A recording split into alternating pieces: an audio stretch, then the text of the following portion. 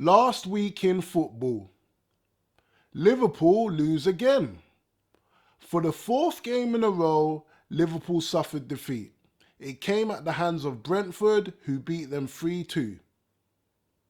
Chelsea suffer a shock defeat to Sunderland. Chelsea struck first through Garnacho in the 5th minute. The game was then all squared through Isidore, and then in the 90th minute, Sunderland hit Chelsea on the counter. Brobby held the ball up, squared it to Talby, who slotted the ball home to give Sunderland the win. Gary Neville was inducted to the Premier League Hall of Fame. After playing over 600 games for Manchester United, winning 2 Champions Leagues, 8 Premier Leagues and 3 FA Cups, Gary Neville has a well-deserved place in the Premier League Hall of Fame. Rafa Benitez is appointed manager of Panathinaikos. The former Liverpool and Valencia manager who famously won the Champions League with Liverpool and La Liga with Valencia has been appointed the manager of Greek team Panathinaikos, which is his 17th, yes, 17th managerial job in his career. Real Madrid beat Juventus 1-0 in the Champions League. It was courtesy of a goal from Jude Bellingham. Manchester United beat Brighton 4-2. In a sensational performance, Man United beat Brighton 4-2. Although with a late scare, with Brighton clawing back 2 goals, United in the end got the 3 points. And now that is 3 wins in 3 for Ruben Amorim and Manchester United.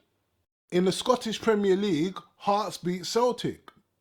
Hearts beat Celtic and are now 8 points clear at the top of the Scottish Premier League. And all I can say is wow.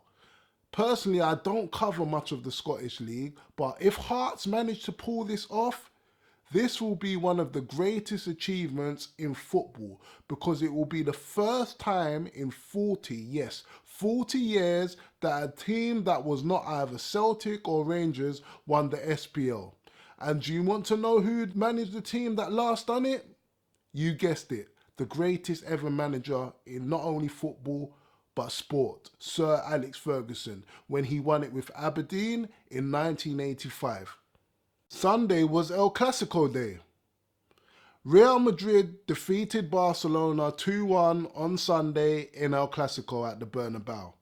It wasn't the best game in my opinion, it was pretty cagey, but with goals from star men Kylian Mbappe and Jude Bellingham, they are now 5 points clear at the top of the La Liga table.